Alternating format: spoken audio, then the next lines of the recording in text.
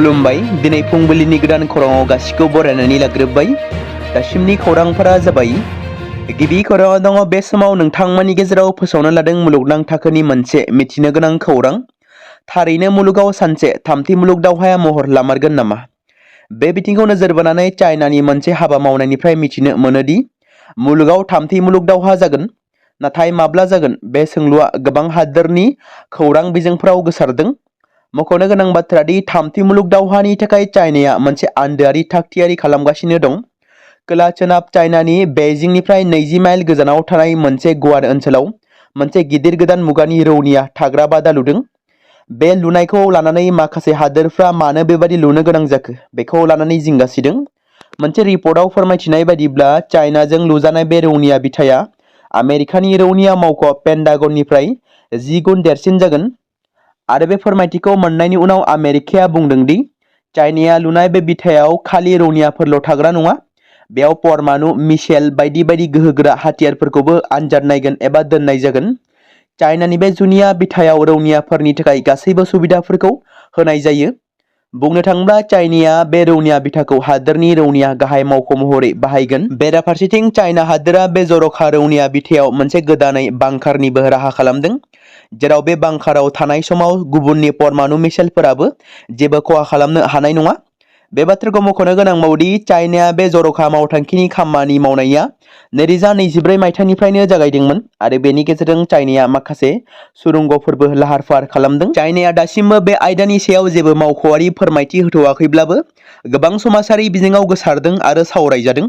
जुदि बे मावथांखिनि खामानिया जेब्ला आबुं महर मोनगोन अब्ला चाइनानि बे जर'खा बिथांखिया बुहुमनि बयनिख्रुइबो देरसिन रौनिया बिथा जागोन, जेराव दासिम आमेरिकानि रौनिया हान्जा थाग्रा पेन्टागनआ बुहुमनि बयनिख्रुइबो देरसिन बिथा जानानै दं। बिटिसि बिसायख'थिया दिनै खुंजासिगोन। बेबादिनो बिसायख'थियाव क'क्राझारनि मोन 9 काउन्सिल बिजाबफोराव भट होनाय जागोन। भट सोग्रा आरो प्रिजाइडिं अफिसारफोरखौ सिगांनिफ्रायनो गाव गावनि थिखानाय मिरुसिम दैथायहरनाय जादों। मख'नो गोनांदि क'क्राझाराव गासै 7,753,000 रेजिस्टार भटारफोर दं। बेनिनो सा 3,50,407 हौवासा भटार, 3,50,340 आइजो भटार आरो साबा थामथि आथोननि भटारफोर दं। बे भटारफोरा गासै जिल्लायावनो फसंनाय गं 942 भट सोग्रा मिरुफोरनि गेजेराव मोनसे बियाबाव भट होगोन। बियाबफोरनि रिजार्भेशननि सायाव बिथा खालामनानै राननाय जादों, जेराव मोन 9 ट्राइबेल बिजाथिफोरनि थाखाय, 2 ट्राइबेल नङै बिजाथिफोरनि थाखाय, मोनसेया गासैनिबो थाखाय थि खालामनाय जादों। बे बिसायख'थिनि थाखाय रैखाथिया मोनसे गाहाय जिंगासिनांगौ आयदा, जेराव गोबां भट सोग्रा मिरुफोरखौ सेन्सिटिभ होनानै सिनायथि होनाय जादों। क'क्राझार जिल्लानि गासै मोन 12 बियाबफोराव गं 365 भट सोग्रा मिरुफोरखौ सेन्सिटिभ महरै सिनायथिनाय जादों। जरहाट पुलिसनि गोनांथार ट्रेफिक बिथोन। तिनिसुकियानिफ्राय फैनाय दावबायारिफोरखौ जरहाटजों थांनो नाङा होननानै खावलायदों। 37 नं हादोरारि राजा लामाया जरहाटआव होथेनाय जादों। अजन्ता बाइपासनि साखाथियाव सोनाबथिंजायनिफ्राय जरहाट सोहोराव हाबनायनि सिगां हादोरारि राजा लामाखौ होथेनाय जादों। बेनिखायनो तिनिसुकियानिफ्राय गुवाहाटीनि फारसे फैनाय गारिफोर आरो गुवाहाटीनिफ्राय तिनिसुकियासिम थांनाय गारिफोरखौ गुबुन लामाजों थांनो थाखाय खावलायनाय जादों। जरहाट पुलिसआ साहा फारसे थानाय लामाखौ गुबुन लामा महरै बाहायनो बोसोन होदों। जुबिन गार्गखौ जोबथा बिदाय होनो एबा जुबिननि गोथै सह'खौ जरहाटआव लाबोनो थाखाय रोजा रोजा अनसायगिरिफोरा जरहाटआव लामा होथेदों। बे होबथानाया लासै मोनसे सोमावसारनायनि महर होनो हमदों। जिल्ला कमिशनार, पुलिस आरो गोजौ थाखोनि खुंथायारि बिबानगिरिफ्रा धर्नाथिलियाव नुजाथिदों। जुबिन गार्गआ गावनि उन्दै आरो सेंग्रा समखौ जरहाटआव बारहोदोंमोन। जुबिननि गोथै सह'खौ जरहाटआव होनाय जायाखैब्लाबो सोरखारा जिल्लायाव बिथांनि हांगारखौ गोसोखांथि थावनि बानायनायनि बिथांखि लादों होननानै फोसावदों। फारसेथिं जायगानि एमपि गौरव गगैआ जुबिननि गोसोखांथिखौ जरहाटआव गोथाङै लाखिनो थाखाय मोनसे जर'खा फोसावथाय होदों। गौरव गगै बिथाङा मैया बुंदोंमोन दि जुबिननि गोथै देहा सावनायखौ नखरारि थिरांथा बादियै खालामनाय जागोन आरो जों नखरनि लुबैनायखौ आबुङै हेफाजाब होगोन। बेजों लोगोसे बिथाङा मैया बुंनाय बायदिब्ला जुबिननि फारसे जरहाटनि सुबुंफोरनि गोसोआव गोबांथार अननाय, गोसोआरि आरो लुबैनायखौ मान होनांगौ। एमपि बिथाङा बुंबावनाय बायदिब्ला सोरखारा नखरनि लुबैनाय बादियै सनापुराव जुबिननि गोथै सह'खौ जोबथा बिदाय होनो थिरांथा लाबाय। बिटिसि काउन्सिल बिसायख'थिया दिनै खुंजासिगोन। चिरां जिल्लानि मोन 7 काउन्सिल बियाबफोरनि गासै 510 भट सोग्रा मिरुफोराव भट होनाय जागोन। जिल्ला बिसायख'थि बिफाना दिनैनि जानो गोनां भट सोग्रा मिरुफोरनि थाखाय सा 2,220 भट सोग्रा अफिसार आरो मावफारियाफोरखौ थिसनदों। मैया UN ब्रह्म कलेज कमप्लेक्स आरो बिजनी कलेज कमप्लेक्सआव फसंनाय बिसायख'थि मेनेजमेन्ट केम्पनिफ्राय गाव गावनि भट सोग्रा मिरुसिम थोंजोङै थांनो थाखाय जिल्ला खुंथाया गासैबो भट सोग्रा मावफारियाफोरखौ थियारि खालामदों।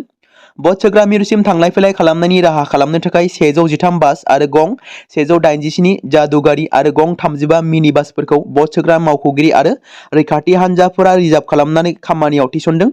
मख'नो गोनांदि 500 बियाबफोरनि गेजेराव मोन 192 सेन्सिटिभ भट सोग्रा मिरुफोरखौ थिसननाय जादों आरो 68 माइक अबजार्भारफोरखौ थिसननाय जादों जाहाथे भट होनाय हाबाफारिखौ जेबो गाज्रि जाथाय जायाजासे गोजोनै मावफुंनो हायो।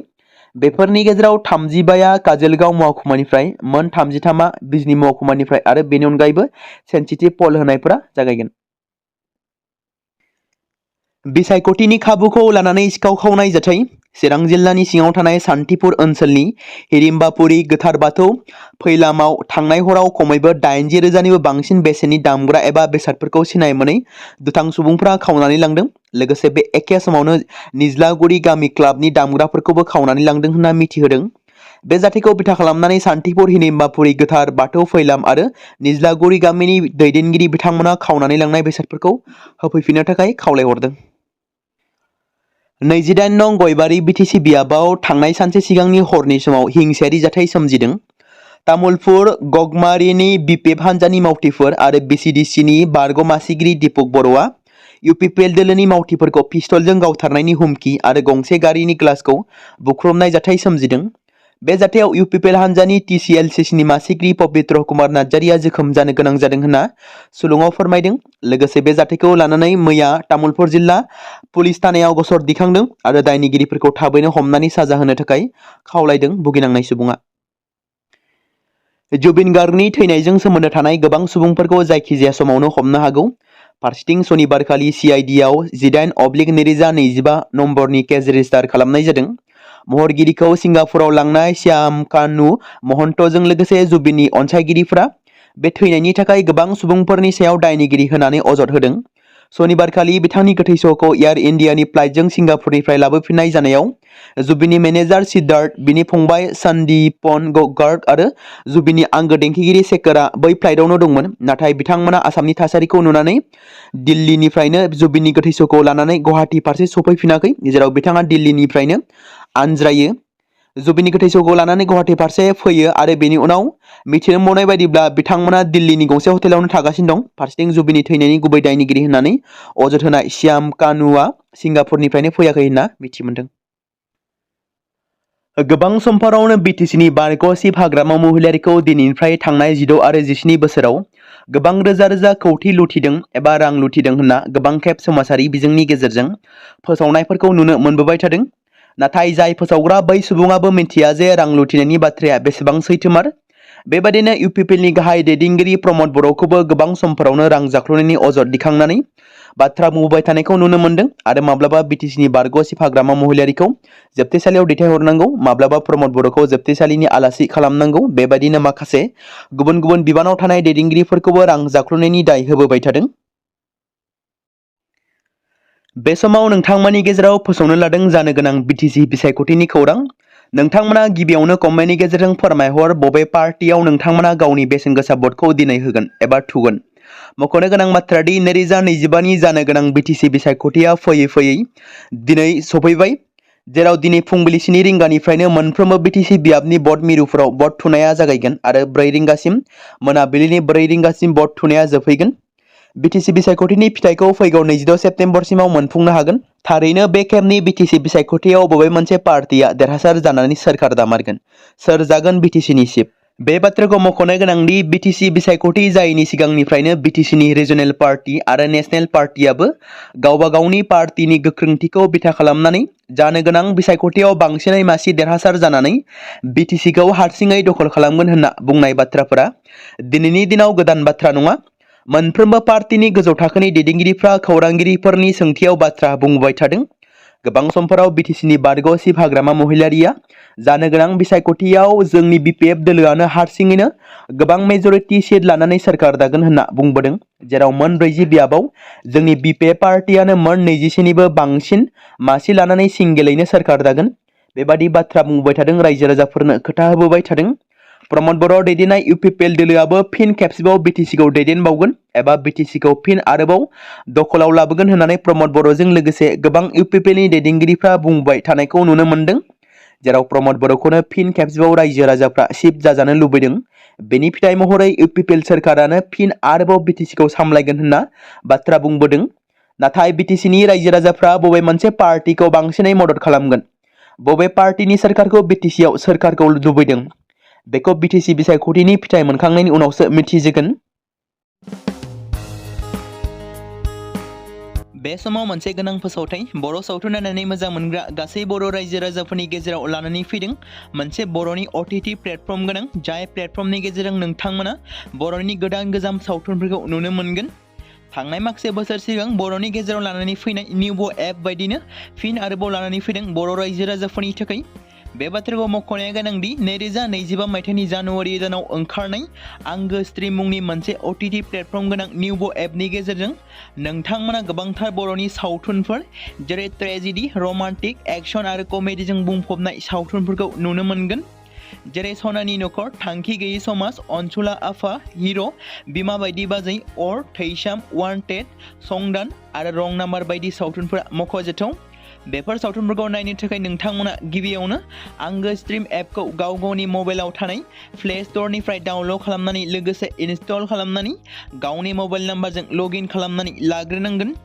बेनि उनाव नोंथांमोना गोबांथार नुनो मोनै सावथुनफोरखौ गुगोल पे, फन पे आरो पेटिएमजों रं नाम्बार सावथुनखौ नायनो थाखाय 60 रां आरो संदान सावथुनखौ नायनो थाखाय 80 रां, वान्टेड सावथुनखौ नायनो थाखाय 60 रां, थैसाम सावथुनखौ नायनो थाखाय 60 रां, बेबायदिनो गोबांथार नुनो मोनै सावथुनफोरखौ नायनो थाखाय सुबिदा खालामनानै होदों आंगो स्ट्रिम प्लेटफर्मा। फिन नोंथांमोननि गेजेराव फोरमायबावनो लादों बर' सावथुन नायनानै मोजां मोनग्रा गासै बर' रायजो राजाफोरनि गेजेराव लानानै फैदों मोनसे बर'नि OTT प्लेटफर्म गोनां, जाय प्लेटफर्मनि गेजेरजों नोंथांमोना बर'नि नुनो मोनै सावथुनफोर जेराव गोदान गोजाम सावथुनफोरखौ नुनो मोनगोन।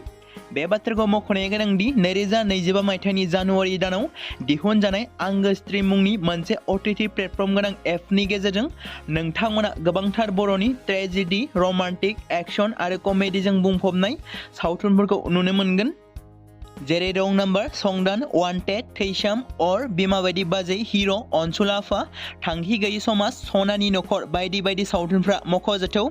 बेफोर सावथुनफोरखौ नायनो थाखाय नोंथांमोना गिबियावनो आंगो स्ट्रिम एपखौ गाव गावनि मबाइलाव थाखानाय प्ले स्ट'रनिफ्राय इनस्टल खालामनानै गावनि मबाइल नाम्बारजों लगइन खालामखांनायनि उनाव नोंथांमोना गोबांथार नुनो मोनै सावथुनफोरखौ गुगोल पे, फन पे आरो पेटिएमजों रं नाम्बार सावथुनखौ नायनो थाखाय 60 रां, संदान सावथुनखौ नायनो थाखाय 80 रां, वान्टेड सावथुनखौ नायनो थाखाय 60 रां, थैसाम सावथुनखौ नायनो थाखाय 60 रां, बेफोरबायदिनो अर सावथुनखौ नायनो थाखाय 60 रां पे खालामनांगोन। बेबायदिनो गोबांथार नुनो मोनै बर' सावथुनफोरखौ नायनो थाखाय सुबिदा खालामनानै होदों आंगो स्ट्रिम प्लेटफर्मा।